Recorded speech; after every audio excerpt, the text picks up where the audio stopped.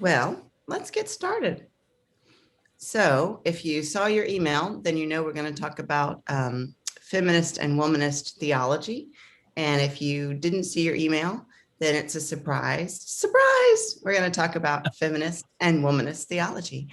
So there isn't time or bandwidth to give these two theological concepts much more than just dipping our toe in, but they should sound pretty familiar to you. So you've heard a whole lot of feminist and womanist proclamations, and you've read a lot of feminist and womanist quotes in your bulletin. Now, whether you knew you were reading those or hearing those or not, it's been happening. And also Covenant has been a place where feminism has thrived since the very early days. So while Covenant didn't start with women worship leaders, very quickly they included women as worship leaders. And Mary Lee Burris was actually the first woman worship leader.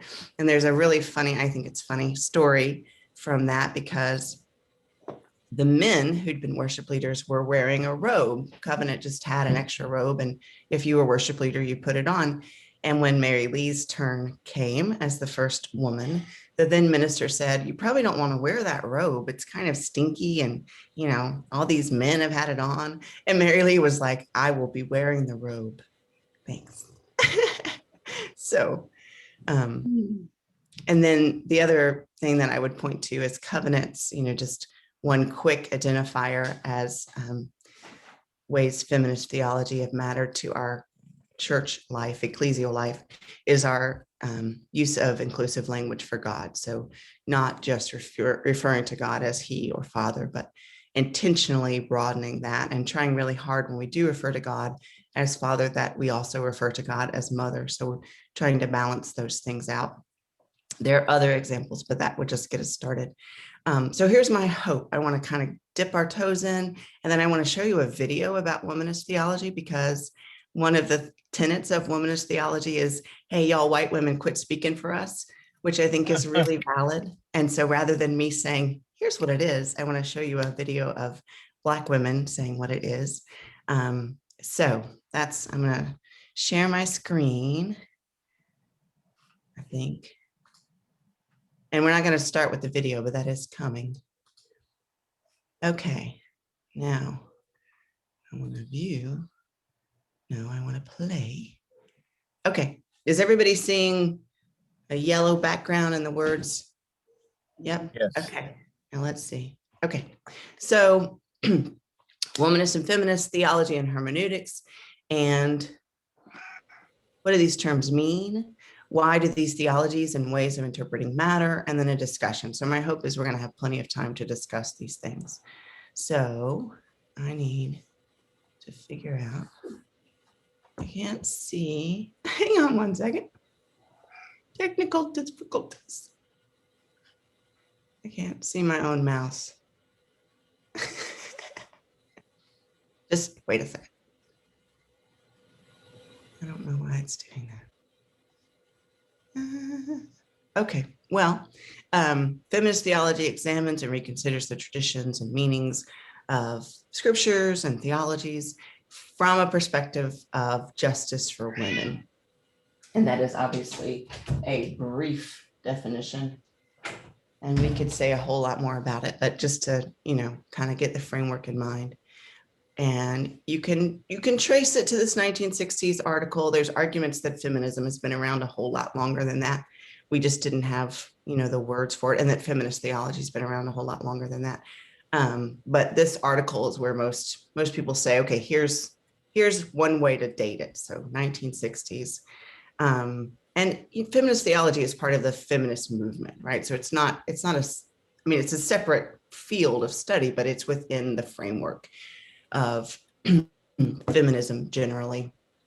So the idea is that theology has been written by men, white men, for too long, and that women's voices need to be heard, and that there's a lot of critique, but also reclaiming. So going back and saying, women have been part of this work for a really long time. We just didn't get credit.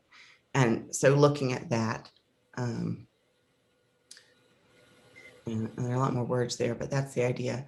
So in other words, patriarchy and androcentrism have failed to do justice to women. That's, that's the critique.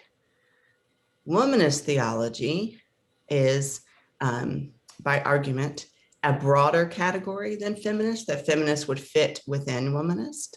And womanist theology considers more than just women and how women, specifically white women, often have been oppressed, and opens that oppression to a much broader,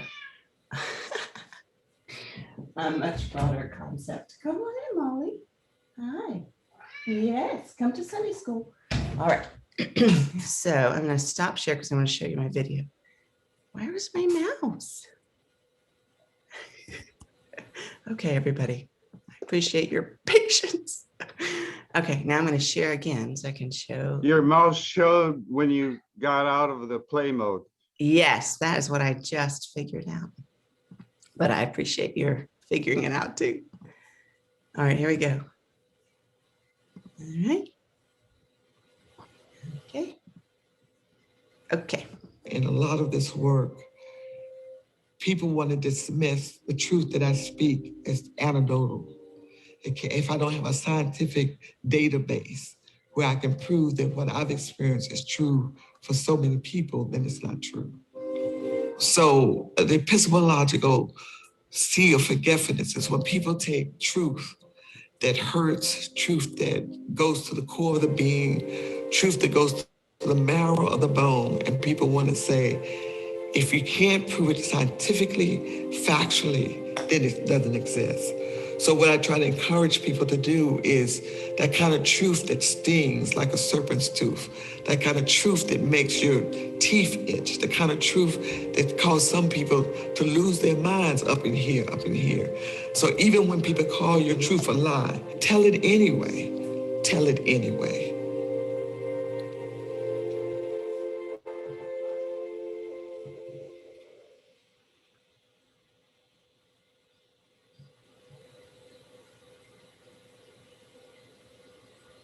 Being a very attentive child, I started kindergarten when I was 3.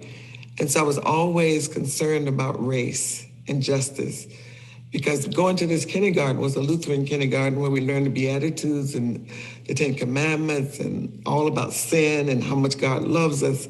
And yet I couldn't understand what Black people had done. And this is a theological question at 3. What we've done as Black people, that we couldn't go to parks, we couldn't go to skating rinks, we couldn't go to the library, we couldn't go to anything except to church and the Black school. Growing up in Dayton, when I think of growing up in Dayton, Ohio, which is where I'm from, I think of really 2 things. I think that it was a place which was a very protected place for me, and a very protected space, because I grew up in an all-Black neighborhood, went to an all-Black school, which was the neighborhood school, and we were all fairly relatively privileged. The other part of the reality, even in my privileged Black self, Dayton, it was in Dayton where I became aware of race. Being Black and in America and in the South actually meant that you learn the ways very quickly, or you are punished for not learning the ways. I knew first about being Black, and I grew up with my mother braiding my hair in the morning, listening to Jesse Helms's editorials about the Negras and the hate mongers who were coming from the North stirring things up. And my parents never said anything about that. They allowed me to listen and to start putting pieces together, because the Black folk he was describing simply were not the people I knew growing up. In 1974, when I arrived at Union, straight out of college, 21, 22 years old, in this male-dominated space, which is theological education, they were saying God can't call women to preach, and I was already ordained. Being so conscious so early about racism, I had no idea that sexism was parallel. I came to Union because James Cone was here. I tell you, Jim Cone provided a space, at least at that time, and I don't know if there are many other places even today, he provided a space for Black women. And he was the one that kept raising the question, it must matter, it must make a difference that you're a woman. At the same time that I was at Union, I say Union radicalized me as a woman because I never experienced sexism from the Black community until I got up here with these Black male preachers up here. Again, these Black guys up here, I got up here and they were talking about what we couldn't do as women. You can't be in the pulpit. You can't do this. You can't do that. These brothers radicalized me. I come from a family that was and is very church related. I'm what's called a PK, preacher's kid. And in that context, family context, in the church context, there were no limitations set upon me as a Black girl living even in South Carolina. So I came to Union Theological Seminary actually with the intention of doing further study in Black theology. And of course, I had a very serious interest in anything that had to do with women because I had begun experiencing some limitations that the church and church people place upon women. The call that I've had on my life, I think, was started from day one in church school. It was that environment that made me question a God of vengeance and only vengeance. And I literally remember one day listening to the pastor preach this fire and brimstone speech or sermon, and I knew he was wrong. Well, when you start with an understanding of a God of love and that God wants and does love everyone, justice isn't very far behind. Union was the, I think, best place for me to be, but that does not mean certainly that our presence here, my presence here, and the presence of other Black students, MDiv or PhD students, does not mean that our presence here was without problems, without experiences of racism, experiences of sexism, even classism. Union was always known as a seminary that faced the world, meaning it was always involved with the real issues of life. It was involved with life in New York City.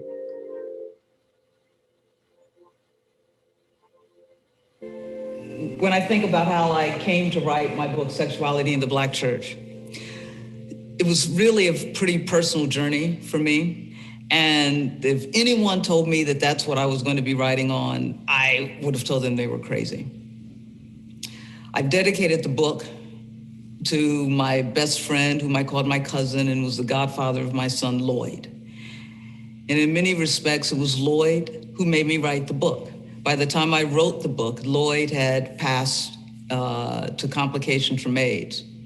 Lloyd happened to be one of the best human beings I would ever have the privilege of knowing. He loved the church, but his church didn't love him back.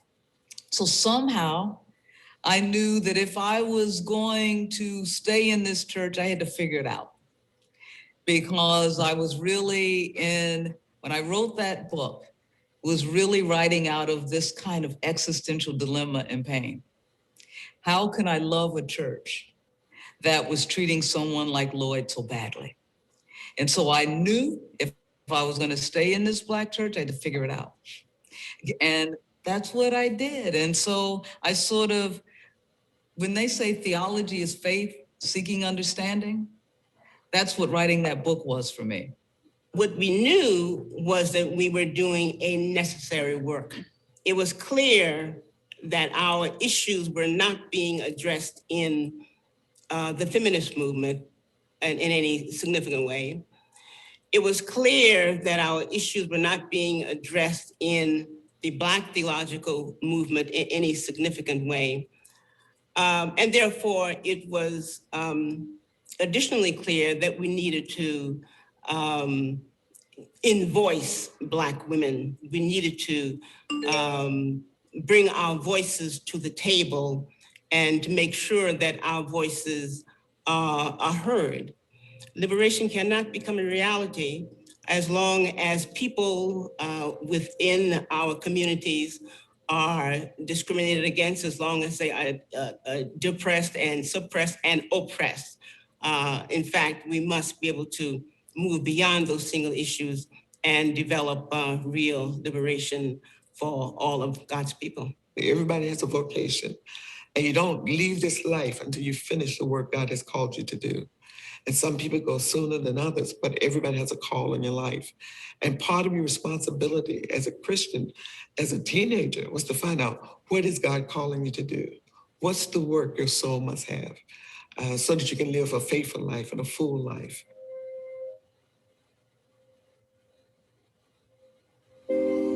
Here at Union, you find that you are going to be stretched. And for me, the womanist ethics have allowed me to find a new way of understanding myself, and which has stretched me to embrace myself much more than I've ever done before. I have this belief that the memory, the body holds memory, and that there is something ontological about being Black and female that's divine, that's healing, that is so necessary and vital for our community. Black women in America are morally bound to be justice-seeking, whole human beings, even in the face of being told, sometimes relentlessly so, that we are less than whole, we are less than human. Don't believe that lie. Don't live our lives in a lie. We cannot live our lives in the folds of old wounds. It's not healthy. It's not life-giving. It doesn't bring in justice. It doesn't bring in the next generation. So that's what the moral imperative is for Black women, to live life beyond those old wounds, those old folds. Know they're there, but we don't have to live in them and through them. Take seriously that this is the land of the free. Create spaces and more spaces and more spaces of freedom so that people can become who they are, what they're about, what they can be, and that there are no limits. And in the midst of that, do so with a strong sense of justice and bringing others along with us.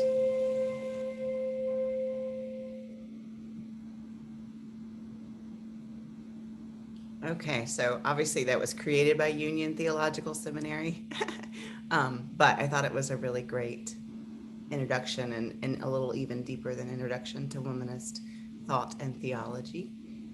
And I'm going to go back to my slideshow. I'm going to keep it. Can you all see it? Is it big enough if I keep it like this? Karen Thomas, I can see your face. Is it big enough like this, or do I need to do it? Yeah. Okay, thanks. Because I can't see my slide if it's in the slideshow mode, which is a little tricky.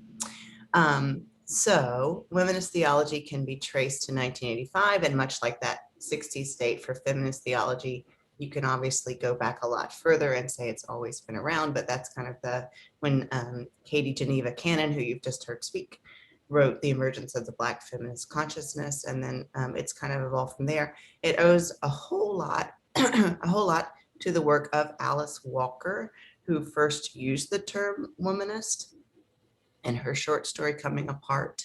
And then she's done a lot, and her own thinking has evolved too. So it's a really interesting, I left out the R in lavender. There we go. Interesting to see her progression as a writer and thinker. And so she's also said womanist is to feminist as purple is to lavender. again, this idea that womanist is just a broader category. And this is when that whole intersectionality topic comes up, that it's not fair, I think, in the modern, in 2021, to suggest that these two forces are at odds with each other, because they're not. They're good companions, and you don't have to choose. Now, if you're white, you can't say you're a womanist. You can say you're inspired by womanism, which is what I would say about myself. I find it very encouraging and inspiring, but I can't be a womanist. So that's just an interesting thing to know. So womanist and feminist hermeneutics, this is where Covenant Church, how it matters to us a lot. So hermeneutics, is just the study of interpretation. So you can use the word hermeneutics when you're talking about interpreting Shakespeare, for example, but the word is often used when talking about the Bible. So it's just, how do we interpret what we're reading? So if you're going to look at the Bible from a feminist hermeneutic or a womanist hermeneutic, then you might ask, who's named, who's not named? What bias does the author have, often against women, Black people, etc.? And where have they tried to write us out? Where we women are in the Bible a lot, but we're not often named, and not often, we get a little sidebar, right? The women were there also. That's one of the great lines in the Gospels. I'm like, thanks, appreciate that. So I'm gonna stop sharing. There's obviously a lot more to say, but I'd rather just have a conversation. So does anybody have thoughts or questions? Oh, sorry, one more thing to say. Feminist hermeneutics was highly influenced by a woman named Phyllis Tribble, who I had the privilege of learning under at Wake Forest University Divinity School. And she wrote Texts of Terror, for example, which looks at these biblical stories of women like Tamar, for example, and says, whoa, this is unacceptable. Like, that's her premise, like, whoa. She also does, very, very close readings of the sacred stories. So for example, when looking at Genesis, she would highlight that Adam is not a name, that Adam just means dirt creature. And Eve is not a name, it just means life or living one. And in that story, so just like quick pause, and you've heard me say this a couple times in sermons, but it bears repeating in case you missed those sermons. Before there's man and woman, Isha, there's Adam, and Adam isn't a man. Adam is a dirt creature. And so until you get to Adam being put to sleep and Isha being made, that first living being isn't gendered. It's a gender neutral being, just a dirt creature, which is kind of cool. So Adam from Adama, Adama is the Hebrew word for dirt, earth. So it's like human from humus. That first creature is just a human, not gendered. So we could go on forever because this stuff is fascinating to me, as you know, because you've heard me preach. But now, what ideas, questions, thoughts? David, Ramsey, and then Richard. Well, I've always been amazed that biblical literalists get all uptight about the role that women can play, but they don't actually read the scripture where they could see that women played important roles in both the Hebrew and the Christian scriptures. Take Deborah, for instance, in the Hebrew scriptures, or Lois, or Dorcas, or any of the other women that are named in the New Testament. Yes, David, it is a great example of proof texting at its worst, right? Take a couple passages from Timothy and decide they trump all the other women as judges, as deacons, as disciples, as everything else. Absolutely. Richard.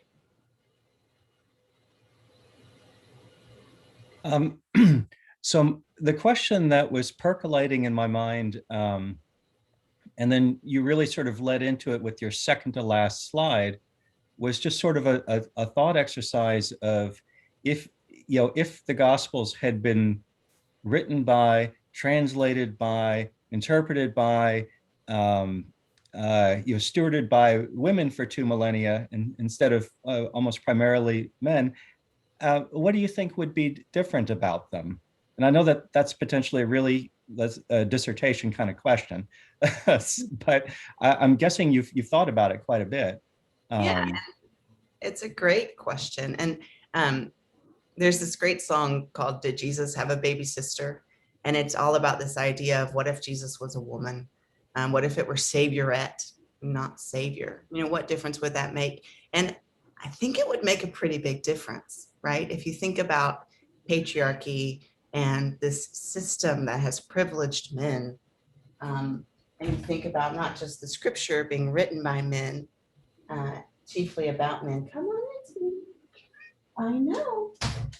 But also theology being written by not just men, but white German men forever. I mean, not ever. It did broaden, but Moltmann, Pokemon, Casemon, Brueggemann. I mean, come on. I could go on. There are a lot of Mons. So what difference would it make? Like just imagine, picture in your mind, just picture it. Picture God as a Black woman. Just let that, sit with that. How does that change the story? Now picture Jesus as a woman surrounded by women. I think it broadens the story from the beginning, right? And there are, again, we're in there.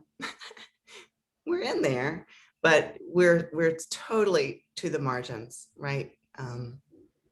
And often painted as harlots, which is an interesting,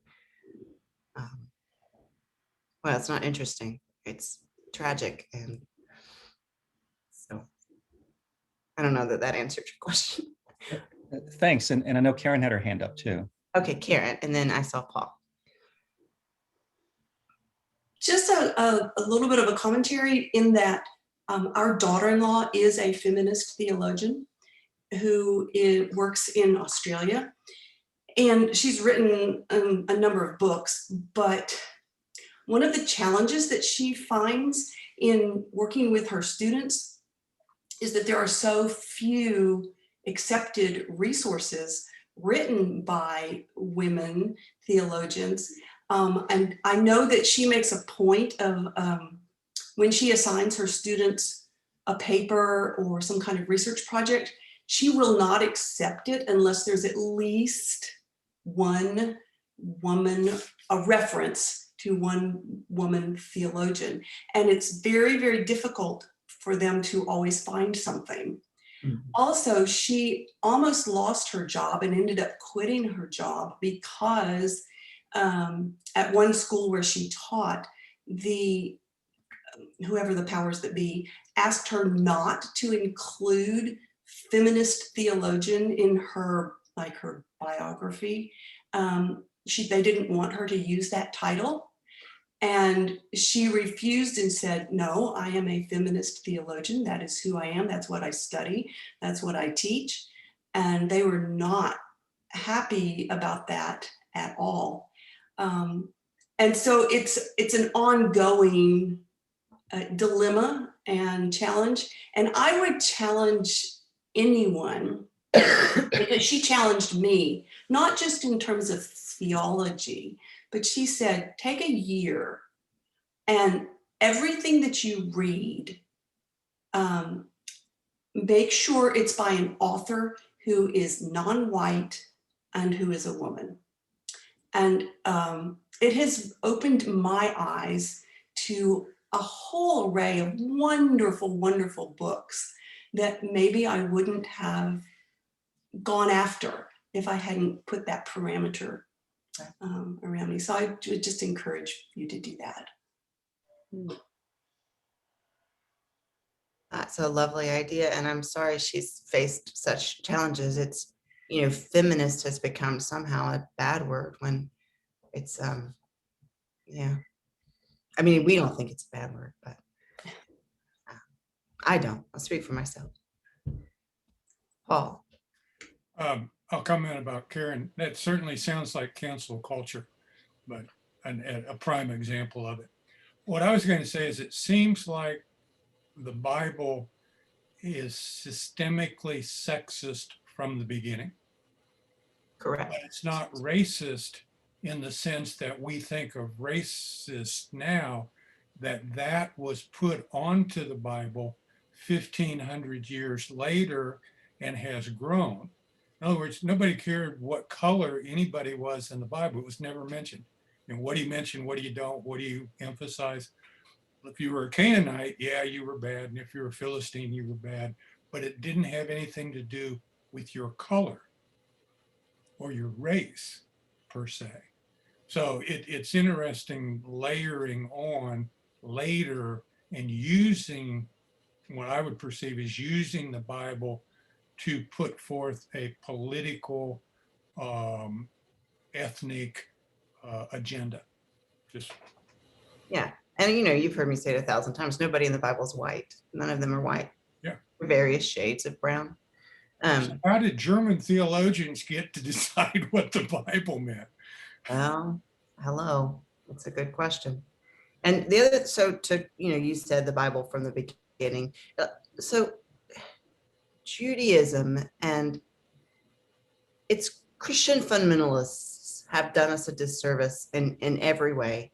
But, Jews don't, I'm trying to figure out how to say this correctly. There are two stories of creation in Genesis, right?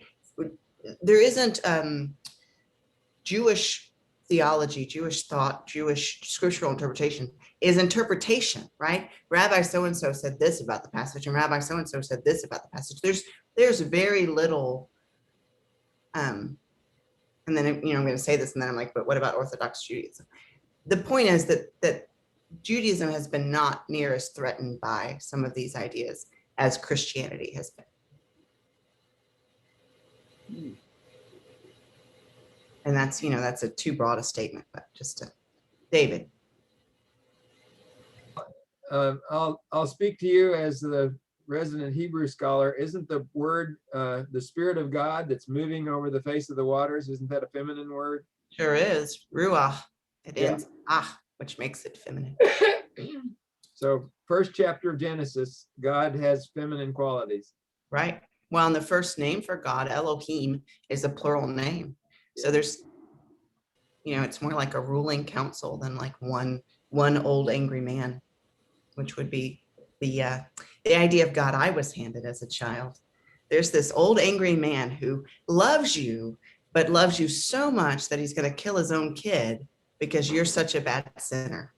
It was always a little problematic for me. I don't know. I had trouble. All right. Beth Braun, talk to me. Well, I was touched, I guess, by one of the speakers in that piece that you showed, who said she faced pushback from the Black male preachers or students.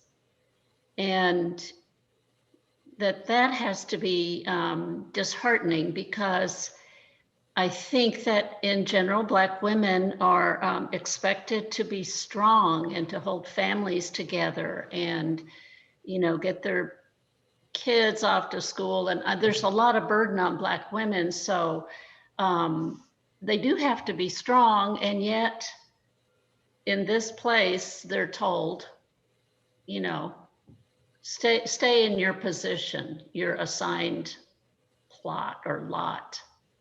And that bothered me, that they didn't get the support they might have expected. Okay. Yeah. And, I think that's true for this is back to intersectionality, right? Every time we talk about oppressed peoples who claim a voice, there's always the other side saying, no, the pulpit's not for you. The lecture series isn't for you. Whatever it is. You can go this far, but no further. And I think that's true in every time an oppressed people says, no. Leslie, talk to us. Well, okay, lots of little jumbled thoughts. I like what Paul said, that I think that we worry a lot about what the Bible says. We also worry a lot about what churches say. And I think that what's interesting right now is how far past all of that our popular culture actually is. I'm heartened by the inclusion of caregiving for families, for children and families in the current rescue plan or the infrastructure plan, to think of it as being something that is essential. And I feel that probably many of the families that have stayed home together have seen in action, men have seen in action what a lot of caregiving looks like and how hard it is. And I don't think that it's something that only women can do, but it is certainly something that is far more involved than many ideas of it. So it's exciting to me to see that. And then on the opposite end of that, already I'm seeing reports of women students in Afghanistan being killed. And I'm kind of like, I don't think it matters what their theology is. Really, that's basically inhumane and crazy. So I don't know. I think that there's a basis in that kind of in the kind of movement to understand women and men's roles in the world differently, that comes from feminists or womanist kinds of theologies. But I also think it's important to just look at the secular, and see what the results are. So that's what I have to say. Thanks. Thank you. And I think one place that theology does matter is that when you can say you have God-sanctioned hatred or God-sanctioned prejudice or God-sanctioned that group as less than human than we are, that is a trump card that is used so often. Every year at the Pride Parade, there's somebody with a banner that says God hates. When you can, it's made up, it isn't true, but when you can give the endorsement of God, even if that's a lie, I think it makes things, I don't know what I'm saying. One of my mentors is a woman psychologist, and she has an interesting theory that the patriarch is actually inducted in girls by their mothers and by women, and that it's done so to keep us safe in what's basically a patriarchal culture, which is, I think, an interesting perspective. And I always had trouble changing my concept of God to include the feminine because I was so inducted into believing it was a male. Right. And it sort of is validating to hear that there aren't that many women theologians who get accepted, who have feminist theology, because the only one I've come across, and she's dense to read, is Dorothea Soule, who was also an activist. So, but if you have any suggestions for other people to read, I would welcome that, black or white or whatever. Sure. And maybe we can do a follow-up. I'll just give you a reading list, but Rosemary Radford Ruther is she's an eco-feminist theologian, is what she'd be called. But I think all y'all like her. Rosemary Radford Ruther. Don't ask me to spell it. I'll send a reading list. Okay. There are a lot of really good feminists and wominists. I mean, as Karen said, not as many as I'd like, but a lot of them. And it, it's so tricky because you try to say, here's what I'm doing. And so then you end up with these tags like eco-feminist.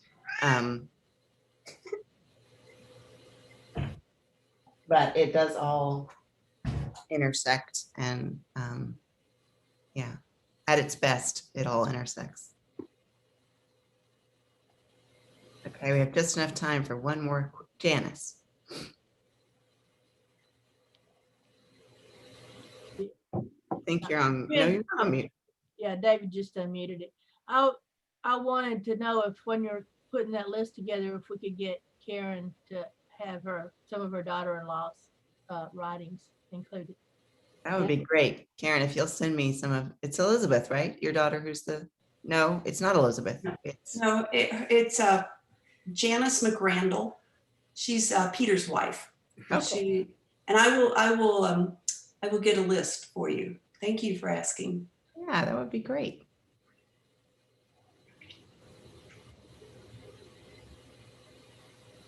Okay, well, we just dipped our toes in. I'll put a reading list in the newsletter on Wednesday. Seemed like a nice topic for Mother's Day. So happy Mother's Day to all mothers and all who have been mothering. And we'll think about Mother God. And there are so many biblical references to God as mother, to God with womb and God with breasts. And yeah, so do a thought exercise and just imagine God as a mother, as a woman, as a Black woman specifically. Let that image just sit with you today and see what that opens up for you. I'd love to have another adult ed on deepening this subject. Okay, I'll let the powers that be know that we're interested in that. And there even, I might reference a couple. There are a few of my sermons that would be, if you want a little primer to feminist, womanist hermeneutics, like revisit this sermon I preached. So maybe I'll add that to the reading list too, because you remember our feminist advent in 2018 when we went through all the women in Jesus's genealogy and talked about how the church has called these women sinners and harlots and all sorts of other things, but really they're brave and proactive and retell the story. Okay, friends, well, I'll see you at 11. And the sermon today is also about hermeneutics. So, this just will go right into that. So I'll see you soon. Thanks, Laura. Sure.